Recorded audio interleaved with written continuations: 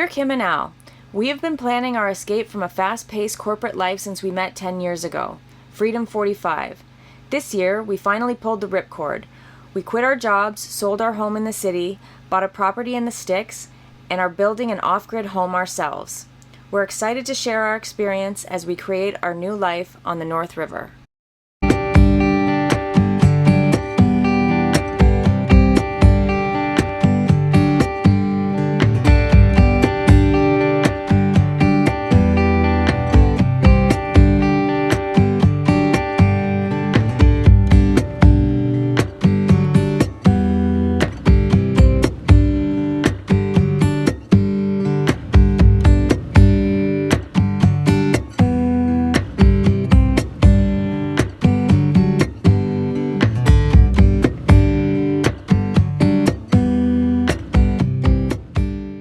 We had a lot of rain at the beginning of this week, so much so that we decided to get our rain barrel out so that we could catch some water and filter it for the trailer, putting any extra into the well. The water barrel holds 65 gallons. We caught 90 gallons in 2 days. We also decided to do something we've been thinking about since we bought the property: plant some trees. We put 9 cedars on the north side of the solar panels to assist in giving a windbreak. We planted 2 white pines and 2 spruce on the berm. On the perimeter of the property, in the yard, and down by the river, we planted spruce, maple, oak, and sumac. We also planted some milkweed and some accidental blueberries. All in all, we planted 30 trees. We're excited to watch them grow. Hi guys, so I wanted to give you a few updates about where we're at this week. First of all, we had a pretty big storm at the beginning of this week, and it's the biggest storm that we've had since we've been up here.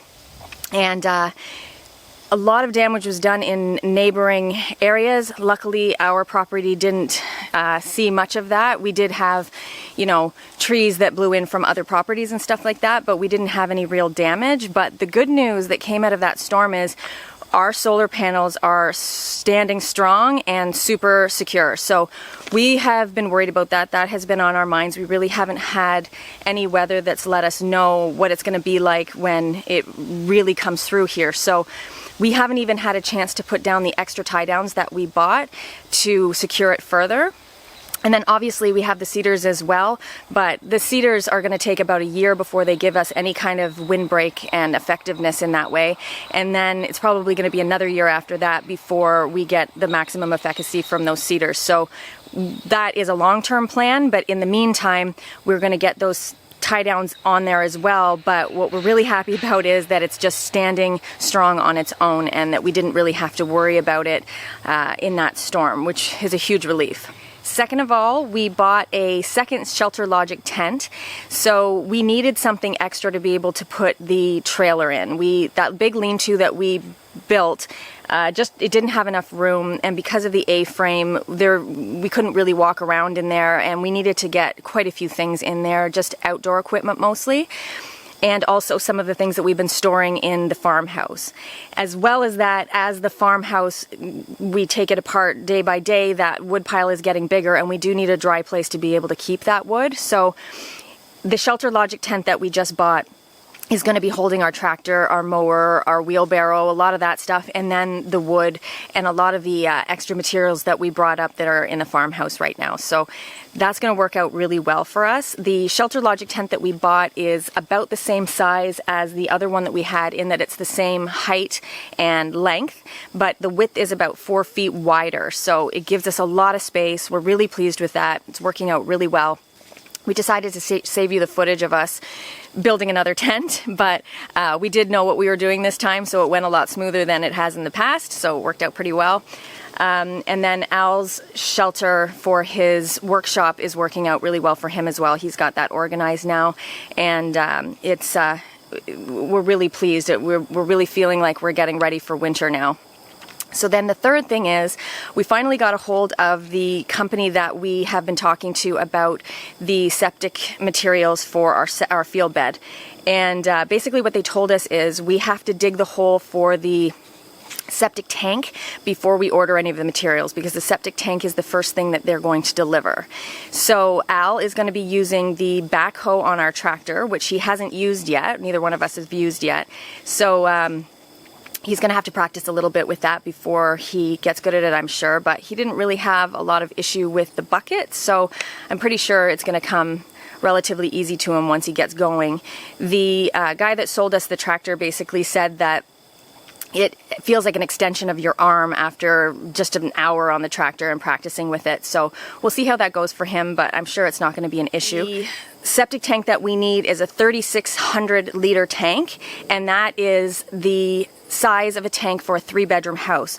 So we are not building a 3-bedroom house, but our rule of thumb is typically to overclub it, just because we'd rather err on the side of caution than not have it be big enough. So it turns out that in this area, a 3,600 liter tank is the smallest tank that you can get anyway, so it works out well for us. We are going to be digging that hole today, or Al is going to be digging that hole today, and once that's done, we can order all the materials on Monday, and the guys basically told us it's going to take a couple days and they'll start to deliver things. So we're really excited about that, because it sounds like at this point the digging was the biggest part of that job, and everything that we have to do go forward with the septic field bed is not going to take that long, we hope, right? So, and then the next thing is that we're going to be able to build the shelter for around our trailer, which we are eager to do. Al has already been doing some research on the different roofs that we are going to put on it to make it sturdy. He wants something that we can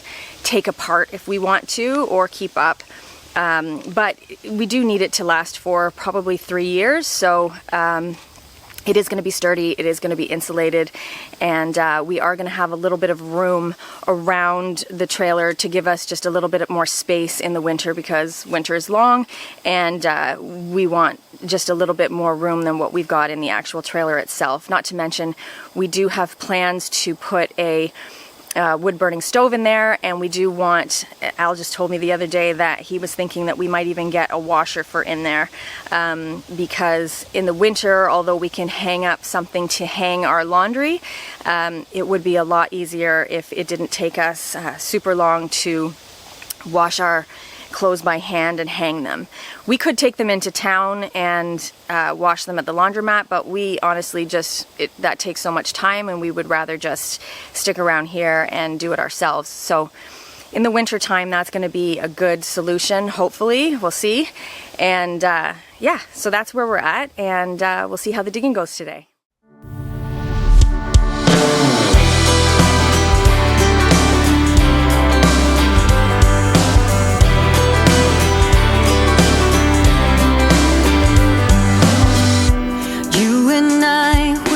Trouble inside, beating hearts don't lie. An empty page, a story to write. I'm in love, you're divine, and it's all in our signs. We're going away, get your bag, check the tag.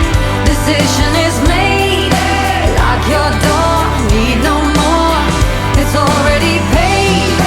Cancel your mail for a while. It's a journey for life, and I'm your ride. Hang on, we'll be long gone. Hang on, I cannot go wrong. God, I'm praying I'm not alone in this air of hope. I'm in love, you're a star, burning bright in my heart. We're going away, get your bag, check the tag. Decision is made, lock your door, need no more. It's already paid, cancel your mail for a while. It's a journey for... Readings from the hole. Just give you guys an overview of where we're at with the field bed. This is the hole, roughly 6 feet deep, roughly. And the tank itself is 6 feet 3 inches by 8 feet 3 inches by 5 feet 8 inches. So it will sit in this hole with about a foot to fill in over top.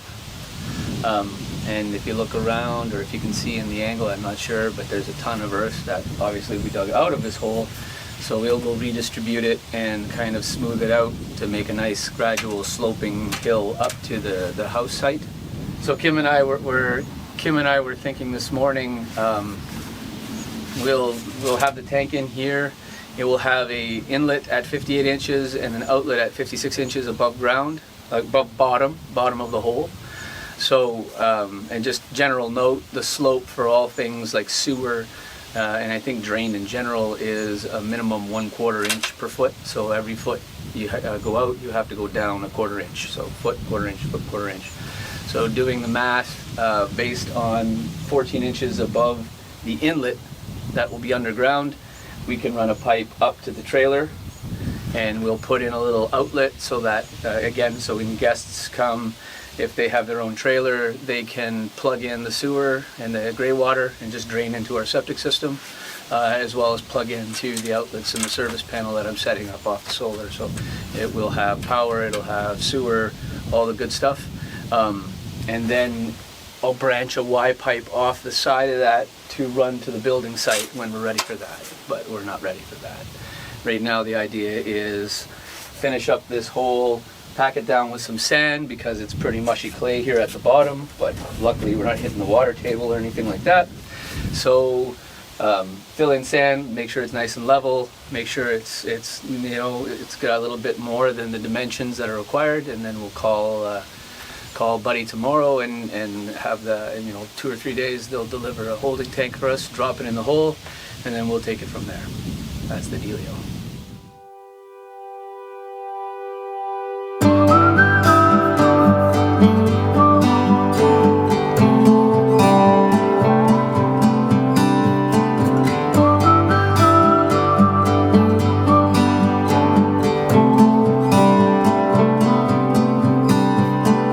If you feel lonely, I will be here and wait for the sun.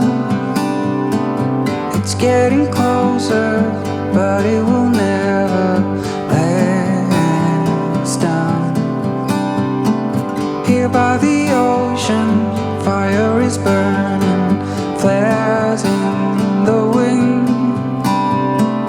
Over the mountains, I see the moon, and so it begins. Looking to the rising sun, this is where we belong, we belong. A new day will soon begin, that's what I've been here for all along.